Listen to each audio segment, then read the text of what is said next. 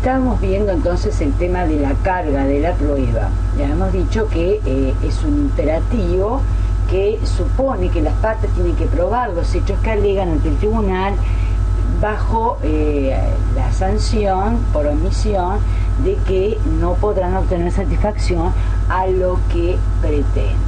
Y constituye una regla de conducta para las partes y una regla de juicio para el tribunal.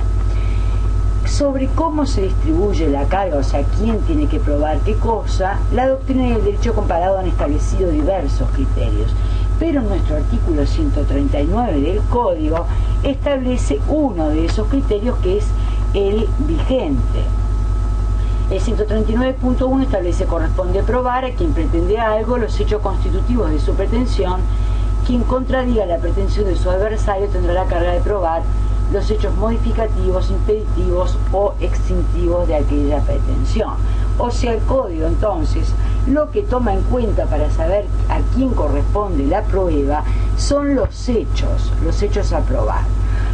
Y dice: aquel que alega, el que presenta, el que plantea la pretensión, tiene que probar los hechos que constituyen la base de su pretensión.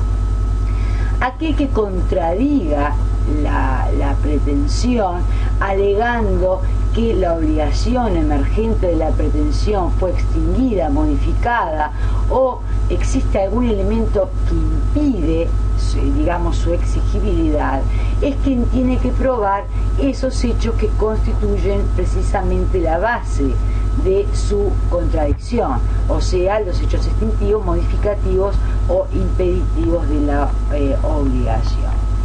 En consecuencia, entonces, está establecido previamente, esta es una regla que tenemos que observar cuando vamos a empezar un juicio, que es en la que establece cuáles van a ser las reglas del juego.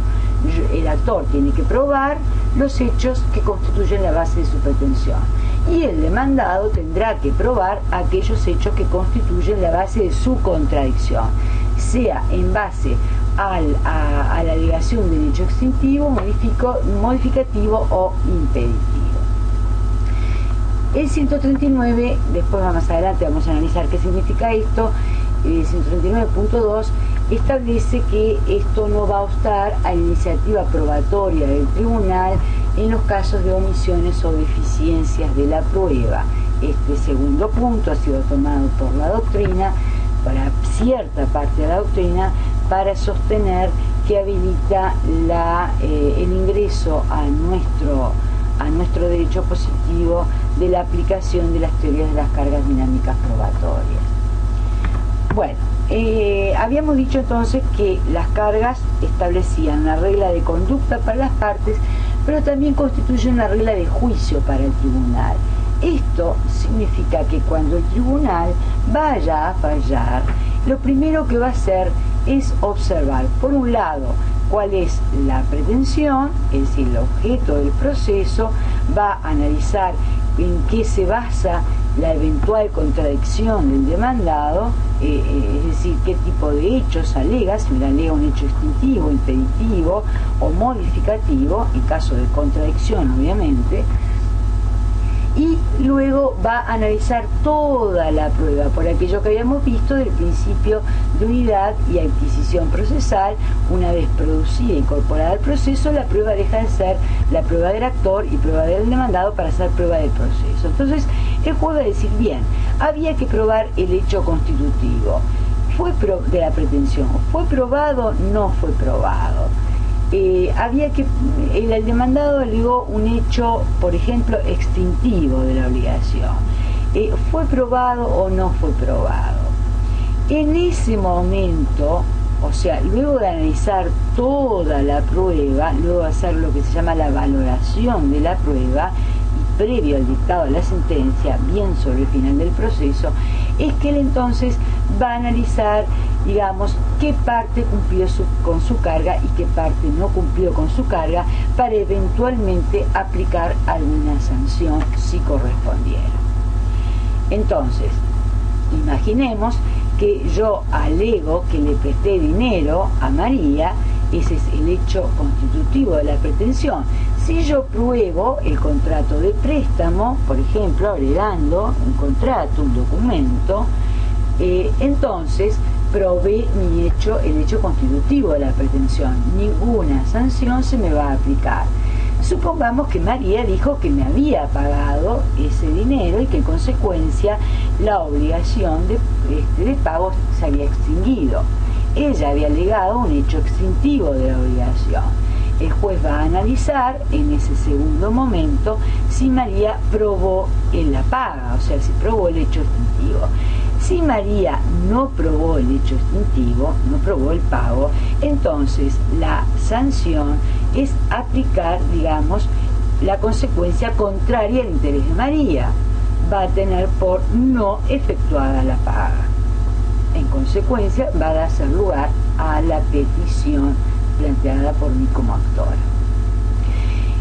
Es importante visualizar esto en el sentido de que el juez primero va a analizar, por una cuestión de lógica, el hecho constitutivo de la pretensión y va a analizar la prueba del hecho constitutivo y luego recién va a analizar la eventual existencia, si es que fue alegada, de un hecho extintivo, impeditivo o modificativo de la pretensión, por un orden lógico.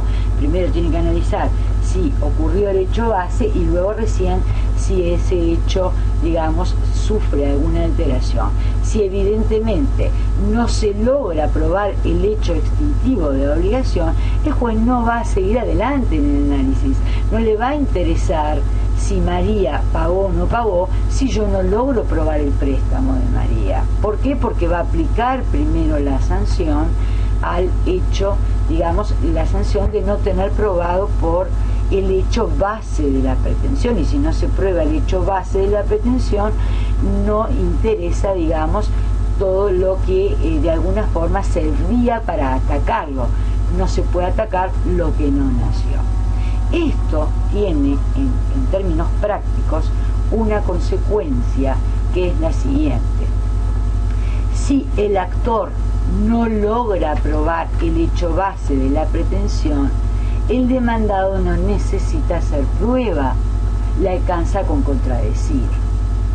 Claro, esto tiene que ser tomado con cautela, porque esto lo vamos a ver recién una vez que se haya terminado toda la fase de instrucción, un momento antes de que el juez vaya a dictar sentencia. O sea, no nos podemos descansar en apostar a que, digamos, el actor no haga prueba de sus hechos, excepto que tengamos la absoluta certeza de que el actor no va a poder probar el hecho base de su pretensión. Imaginemos que María tiene la absoluta convicción de que yo jamás le presté dinero. Entonces a María le alcanza con alegar, con contradecir, digamos, el préstamo. María va a contestar diciendo: yo no recibí un préstamo de Mariela y no necesita ofrecer prueba en ese caso. ¿Por qué? Porque María sabe fehacientemente de que yo jamás voy a poder probar ese préstamo. Pero esto solo puede ser, digamos, valorizado en un contexto en que tengamos absoluta fehaciencia y certeza de lo que estamos diciendo. Y les advierto, porque ustedes van a jugar como abogados de las partes, más que jugar, van a actuar como abogados de las partes, prohibido jugar precisamente, y no pueden, insisto, no pueden jugar con el alias de que aparezca o no aparezca prueba después. Mañana, frente a un demandado que ustedes van a defender, que insiste, les aconsejo tomar los recaudos suficientes, porque los podrían eventualmente, si no, hacer responsables a ustedes de no haber hecho la prueba correspondiente. Eventualmente esto se subsana redactando una relación de hechos, que obviamente la hace el actor o el demandado. Uno como profesional, después que escucha toda la versión de los hechos, cuenta esa historia y le dice a la parte que uno está asesorando: quiero, como parte de la dinámica del trabajo, que usted me firme esta relación de hechos como que concuerda con la realidad, en el ejemplo de que Mariela jamás le prestó dinero a María. Él le va a hacer afirmar el abogado de María, y allí subsanarían eventualmente el riesgo que podrían incurrir desde el terreno profesional.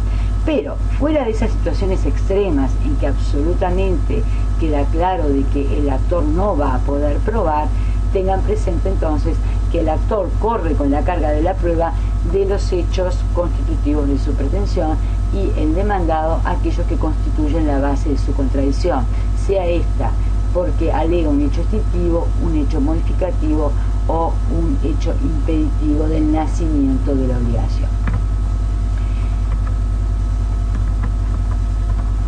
Allí es que ingresa, digamos, todo el tema de las cargas dinámicas probatorias. ¿Qué significa esto? Esta teoría de las cargas dinámicas probatorias sostiene que la carga, o sea, el interés, digamos, de probar, debe desplazarse del actor al demandado o viceversa, en función de cuál de ambas partes se encontrará en mejores condiciones, ya sean técnicas, profesionales o de hecho, para suministrar la prueba con total independencia de la posición que ocupe en el proceso y de la naturaleza de los hechos que se aleguen. O sea, los partidarios de esta teoría dicen: dejemos de lado el 139.1 y asignemos la carga de probar a aquel que esté en mejores condiciones técnicas para probar. Y entonces grava de alguna forma a ambas partes con esa carga en el proceso. Lo que el juez tendrá que tener en cuenta al dictaminar sobre los hechos que no se lograron, son suficientemente probados, quién era que tenía que realizar, quién estaba en mejores condiciones de realizar el aporte de los medios probatorios y sancionar, no conforme a lo que establece 139.1 del Código, sino sancionar a aquel que estaba en mejores condiciones de probar y no lo hizo. Y voy a narrar un ejemplo de algo que aconteció y que, digamos, fue de alguna forma el puntapié, no inicial, pero sí de revalorización de esta teoría, porque el origen de esta teoría data del año 1940 e incluso algunos autores sostienen que se remonta mucho antes, muchísimo antes de nuestro mundo contemporáneo, a un episodio que fue, digamos, tomado por el profesor Jorge Peirano, que es el gran defensor de esta teoría. Peirano tenía ante sí un juicio por responsabilidad por mala praxis, una señora que había entrado a hacerse una cirugía al quirófano y que había salido, digamos, con muerte cerebral. Los familiares se dan cuenta de una persona que había entrado saludable para una operación menor de cirugía estética, sale a las 2 horas y los médicos no lograban dar la explicación de qué era lo que había pasado. Evidentemente la familia promueve juicio contra todo el equipo médico y ni cirujano, ni el anestesista, ni ninguno de los asistentes en el quirófano, digamos, determinó o logró informar cuál era la causa de la muerte. Como no se pudo probar, en principio, como no se pudo probar que se trataba de un caso de mala praxis médica, y digamos, en aplicación estricta del 139.1, los actores habrían perdido el juicio. Peirano, que era miembro, digamos, de ese tribunal, es un juez argentino, aplicó una sanción diferente. Dijo: en realidad los que estaban en mejores condiciones de probar eran los que estaban en el quirófano. Y como no probado ellos, que eran los que estaban en mejores condiciones de probar, tengo por cierto los hechos alegados por el actor. O sea, revirtió la carga de la prueba. En nuestro derecho hay autores que sostienen, Guerra, Gelsi y Leandro Iglesias, que esta teoría es extraña a nuestro derecho y que no está legislada y como tal no debe ser permitido su ingreso. Actores como Vescovi establecen que el permiso para aplicar esta teoría nace del deber de lealtad y buena fe, que está regulado obviamente en el artículo 5 fundamentalmente del Código, y que además el artículo 139 infine que les había mencionado habilitaría, digamos, a que el juez apreciara y aplicara esta teoría, pero solo lo permite su aplicación para casos de excepción y salvaguardando siempre el derecho de defensa.